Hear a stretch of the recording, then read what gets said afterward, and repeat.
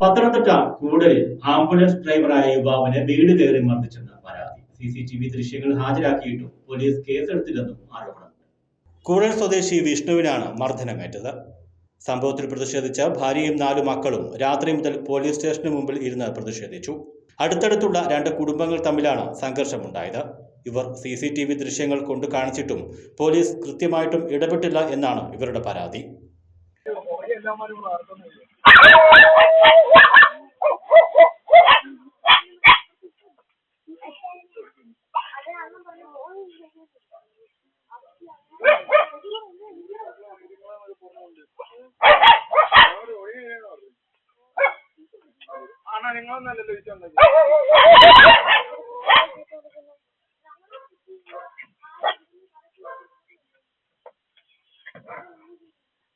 രാത്രി മുഴുവൻ പോലീസ് സ്റ്റേഷന് മുമ്പിൽ കുടുംബം കഴിച്ചുകൂട്ടേണ്ടി വന്നു.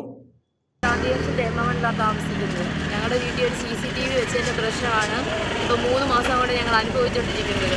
ഞങ്ങളുടെ കുഞ്ഞുങ്ങളുടെ പ്രൊട്ടക്ഷന് വേണ്ടി ഞങ്ങൾ CCTV വെച്ചു. അത് അയൽവക്കക്കാരന് പ്രോബ്ലം ഉണ്ടെന്ന് പറഞ്ഞു. അത് നമ്മൾ മാറ്റി സ്ഥാപിച്ചു. അവർ കേസ് കൊടുത്തതിന് ശേഷം നമ്മൾ മാറ്റി സ്ഥാപിക്കുകയും ചെയ്തു.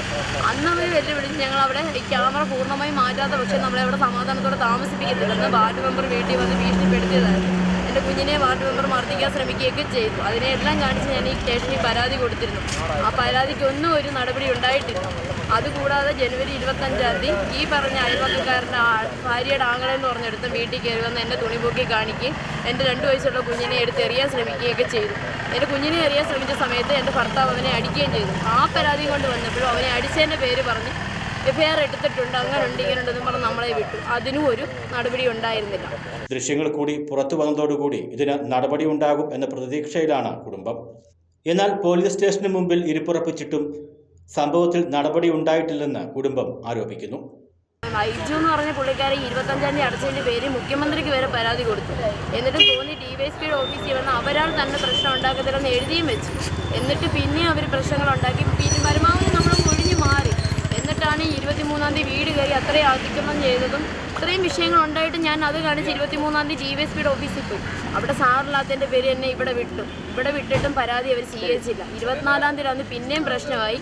ഞാൻ ഇവിടെ വന്നിരിക്കുമെന്നുള്ള ഇത് അറിഞ്ഞപ്പോഴാണ് അവർ പറഞ്ഞത് പരാതിയും കൊണ്ട് വന്നവർ അന്ന് കൊടുത്ത പരാതി മേൽ അവരൊരു FIR രജിസ്റ്റർ ചെയ്തു. പക്ഷേ ആ FIR പ്രകാരം അവർക്ക് സ്റ്റേഷൻ ജാമ്യത്തിൽ ഇറങ്ങാമെന്നുള്ളൊരു FIR ഫയൽ മാത്രമാണ്. നമ്മുടെ മുന്നിൽ കേസ് എടുത്തു എന്ന് ബോധിപ്പിക്കുക അവർക്ക് പ്രശ്നമില്ലാത്ത രീതിയിലുള്ള ഒരു FIR ആണ് ഇവിടെ രജിസ്റ്റർ ചെയ്തേക്കുന്നത്. നമുക്ക് നീതി കിട്ടിയിട്ടില്ല.